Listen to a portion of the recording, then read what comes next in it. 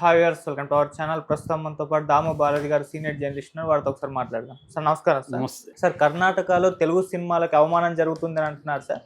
అంటే తెలుగు పేర్లతో ఉన్న పోస్టర్లు అన్నిటిపైన కూడా చింపేస్తున్నారు, వాటిపై నల్ల రంగు పూసేసి నిరసన వ్యక్తం చేస్తున్నారు.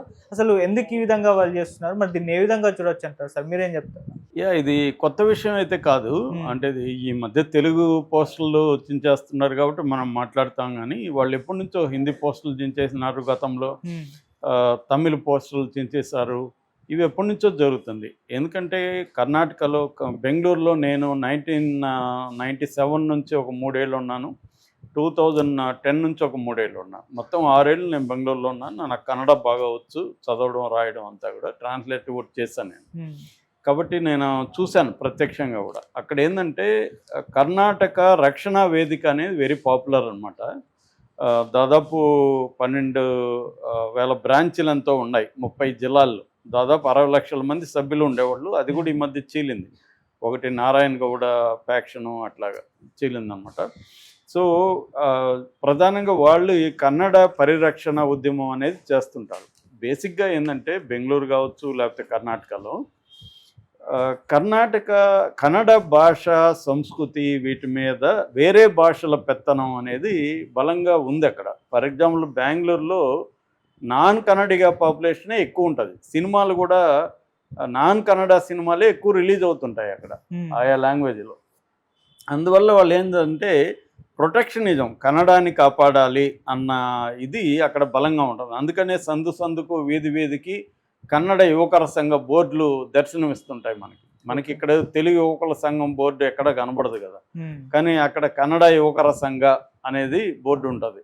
కన్నడాన్ని కాపాడండి, వాళ్ళ సినిమా పాటల్లో కానీ అన్నిట్లో కూడా నేను కన్నడ వాడిని, అది నేను తెలుగు వాడిని అనే పాటలు మనకు కనబడు. తమిళ వాళ్ళకు ఉంటుంది, మళ్ళీ కన్నడ వాళ్ళకు కూడా ఇది ఉంటుంది అనమాట. అంటే లాంగ్వేజ్ పాలిటిక్స్ అంటారు దీన్ని, లాంగ్వేజ్ నేషనలిజం అంటారు. భాషా జాతీయవాదం, భాషా రాజకీయాలు. సో ఈ భాషని పరిరక్షించాలి, భాషా రాజకీయాలని కాపాడుకోవాలి, కల్చర్ని కాపాడుకోవాలి అన్న ఇది ప్రొటెక్షనిజం అనేది కర్ణాటకలో ఎప్పటి నుంచో ఉంది, బెంగళూరులో కూడా ఎప్పటి నుంచో ఉంటుంది. ఈ మధ్య కూడా వాళ్ళు మొత్తం ఇంగ్లీషు బోర్డులన్నింటినీ ధ్వంసం చేసే కార్యక్రమం కూడా ఆ మధ్య ఈ కర్ణాటక రక్షణ వేదిక, కరవే అంటారు దానికి, ఇంగ్లీష్లో కేఆర్వి అంటారు.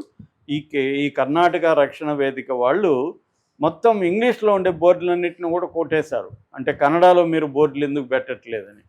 సో ఈవెన్ ఎయిర్పోర్ట్లోకి వెళ్ళి కన్నడలో కూడా అనౌన్స్మెంట్ చేయాలని ఇప్పుడు కూడా ఎయిర్పోర్ట్లో అక్కడ దేవనహల్లిలో కన్నడలో అనౌన్స్మెంట్ ఉందన్నమాట.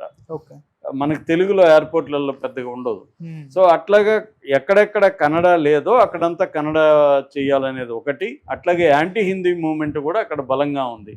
ఎందుకంటే మనం మామూలుగా ఇప్పుడు తెలుగు వాళ్ళకు ఉండే లక్షణం ఏంటంటే ఎక్కడ పోయినా మనం వాళ్ళ భాషలు నేర్చుకునేస్తాం. తమిళనాడులో ఉంటే తమిళలోనే మన వాళ్ళు మాట్లాడేస్తారు, నేర్చుకుంటారు. కానీ తమిళ వాళ్ళకి ఈ లక్షణం తక్కువ. తమిళ వాళ్ళు ఇక్కడికి వస్తే తెలుగు నేర్చుకొని మాట్లాడే వాళ్ళు చాలా తక్కువ మంది ఉంటారు. ఇంకా నార్త్ వాళ్ళు అయితే అసలు తెలుగే మాట్లాడరు, నేర్చుకోవడానికి కూడా ట్రై చేయదు, 2 పదాలు కూడా రావు వాళ్ళకి. బెంగళూరులో కూడా నేను చూశాను నార్త్ వాళ్ళు. నేను ఇప్పుడు కన్నడ బ్రహ్మాండంగా నేర్చుకున్నా, చాలామంది నేర్చుకుంటారు కన్నడ. ఇప్పుడు మన చిత్తూరు జిల్లా, మా జిల్లా చిత్తూరు నుంచి చాలామంది ఉంటారు, నెల్లూరు, రాయలసీమ నుంచి ఎక్కువ ఉంటారు. వీళ్ళందరూ కన్నడ నేర్చుకునేస్తారు. కానీ నార్త్ ఇండియా వాళ్ళు 2 ముక్కలు కూడా కన్నడలో రావు వాళ్ళకి. అంటే కనీసం ఓట అయితా అంటే భోంచేసావని అడగడం కూడా కన్నడలో అడగరు, వాళ్ళు నేర్చుకోరు. ఇది మేజర్ ప్రాబ్లం అనమాట. వాళ్ళకి అవమానంగా ఉంటుంది. వీళ్ళు హిందీ మాట్లాడాలి. పాపం కన్నడ వాళ్ళు ఎంత మంచివాళ్ళు అంటే, మనం సరిగ్గా కన్నడ రాదని అర్థమైతే వాళ్ళు శుభ్రంగా మనతో తెలుగులో మాట్లాడతారు. ఏ షాప్లో మా ఫ్రెండ్ ఉండేవాడు, అతను విజయవాడలో ఎలాగ మాట్లాడతాడో బెంగళూరులో కూడా అందరి దగ్గరికి పోయి అరటి పండు ఎంత అండి, ఈ సిగరెట్ ఉందా, ఇలాగే తెలుగులో అడిగితే వాళ్ళు కూడా పాపం తెలుగులోనే సమాధానం ఇచ్చేవాళ్ళు. ఇలాగా కన్నడ మీద నాన్ కన్నడిగలో పెత్తనం అనేది బలంగా కర్ణాటకలో ఉండడం అనేది ఒక కారణం. దానివల్ల కన్నడని రక్షించాలి అన్న ఉద్యమాలు అక్కడ బలంగా ఎప్పటి నుంచో ఉన్నాయి. ఇది సినిమా రంగానికి కూడా ఉంది. సినిమాలో కూడా మీకు బెంగళూరులో చూస్తే నాన్ కన్నడ లాంగ్వేజ్ సినిమాలే బలంగా ఉంటాయి. దానికి ఒక కారణం ఏంటంటే కన్నడ సినిమా ఇండస్ట్రీ చిన్నది ఒకటి, రెండోది ఒకప్పుడు కన్నడ సినిమాల క్వాలిటీ కూడా అంత గొప్పగా ఉండేది కాదు, ఏవో కొన్ని సినిమాలు తప్ప. అంతకంటే మంచి క్వాలిటీతో హిందీ, తమిళ్, తెలుగు సినిమాలు ఉండేవి. అందువల్ల అక్కడ కన్నడ వాళ్ళకి చాలామందికి తెలుగు వస్తుంది, అర్థమవుతుంది కాబట్టి వాళ్ళు కూడా తమిళ్ సినిమాలు, కన్నడ సినిమాలు, హిందీ సినిమాలు ఇవి చూసేవాళ్ళు ఓకే. కన్నడ వాళ్ళు కూడా. అందువల్ల ఏమైంది, కన్నడ ఇండస్ట్రీ అనేది ఇంకా ఇబ్బందిలోకి వెళ్ళిపోయింది. దాంతో వాళ్ళు డబ్బింగ్ని బ్యాన్ చేశారు. చాలా కాలం పాటు డబ్బింగ్ లేదు. ఇప్పుడు కూడా డబ్బింగ్ సినిమాలు అంటే టీవీల్లో వాటిలో వస్తున్నాయి, కానీ మెయిన్ స్ట్రీమ్ థియేటర్లో డబ్బింగ్ సినిమాలని ఆడించకూడదు అనేది ఉంది. అది డబ్బింగ్ సినిమాలే కాకుండా రీమేక్ సినిమాలు కూడా చేయకూడదని కూడా చాలామంది ఉండేది. ఆ మధ్య శివరాజ్ కుమార్ కవచ్ అని మా ఫ్రెండ్ డైరెక్టర్, దానికి వాసు అని, ఆయన 12 ఏళ్ల తర్వాత ఏమో Shivaraj Kumar first time remake cinema చేశాడు. అప్పుడు కూడా ఆయన మీద వ్యతిరేకించారు, ఇది రీమేక్ సినిమాలు చేయకూడదని. మలయాళం రీమేక్ అనమాట అది, కవచ అనేది మోహన్ లాల్ సినిమా. అలాగే రీమేక్ సినిమాలు చేయకూడదు అని బలంగా ఉంటుంది. అందువల్ల రవిచంద్రన్కి రీమేక్ మామ అనే పేరు పెట్టారు, ఎందుకంటే రీమేక్లు ఎక్కువ చేస్తుంటారు. దాని తర్వాత ఉపేంద్ర రంగంలోకి వచ్చినాక వాళ్ళ సినిమా కొంత ఎలివేట్ అయింది, డిఫరెంట్ కైండ్ ఆఫ్ జానరాస్ మొదలైనవి. కన్నడ న్యూ వేవ్ సినిమా అనేది ఒకటి వచ్చింది. తమిళ, మలయాళం తర్వాత సౌత్ ఇండియాలో కొంత డిఫరెంట్ సినిమాలు తీయడం అనేది కన్నడలో చెప్పుకోవచ్చు మనం. అంతకుముందు కూడా న్యూ వేవ్ మన పటాబి అక్కడ పోయి, చండమారుత, శృంగార మాస ఇలాంటి సినిమాలు అక్కడ తీశారు. కాకపోతే కొంత వాళ్ళ ఆ న్యూ వేవ్ సినిమా మెయిన్ స్ట్రీమ్లోకి రాకుండా ఉండిపోయింది. అయితే లేటు ఈ మధ్యకాలంలో ఒక 10 ఏళ్ళ నుంచి మెయిన్ స్ట్రీమ్లో కూడా డిఫరెంట్ సినిమాలు రావడం అనేది మనం చూస్తున్నాం. తర్వాత ఇంకా కేజీఎఫ్లు, కాంతారాలు ఇవన్నీ వచ్చి దేశంలోనే కన్నడ సినిమాని ఎలివేట్ చేశాయి. అయితే ఇప్పటికి కూడా ప్రొటెక్షనిజం అనేది అక్కడ ఉంది. ఎందుకంటే తెలుగు పోస్టర్లు వేసుకొని ఉన్నారని చెప్పి ఇప్పుడు సంక్రాంతి సినిమాలు రిలీజ్ ఉన్నాయి కదా, ఈ డాకు మహారాజు, గేమ్ చేంజర్, ఈ పోస్టర్లు చించేయడం ఇవన్నీ మొన్న మొదలుపెట్టారు. కాకపోతే ఇది ఏదో మన తెలుగుకు వ్యతిరేకంగానే కాదు, కన్నడ వాళ్ళు అన్ని భాషలకు వ్యతిరేకంగా ఇదే పని చేస్తున్నారు. ఇక్కడేదో మన తెలుగు వాళ్ళు హర్ట్ అవ్వాల్సిన అవసరం ఏమి లేదు.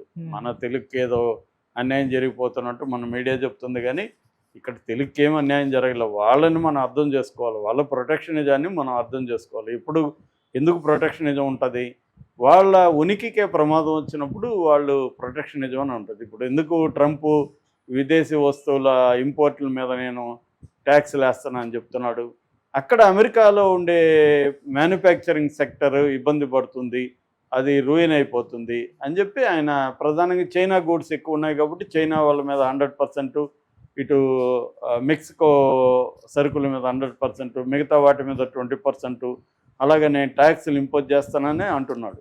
That is called protectionism. అంటే వాళ్ళ దీన్ని ప్రొటెక్ట్ చేసుకోవాలంటే విదేశీ వస్తువుల్ని తగ్గించాలి. ఇదే లాజికే కర్ణాటక కూడా వర్తిస్తుంది. కల్చరల్ ప్రొటెక్షనిజం అని చెప్పచ్చు ఇది. వాళ్ళ లాంగ్వేజ్ని, వాళ్ళ కల్చర్ని ప్రొటెక్ట్ చేసుకోవడానికి.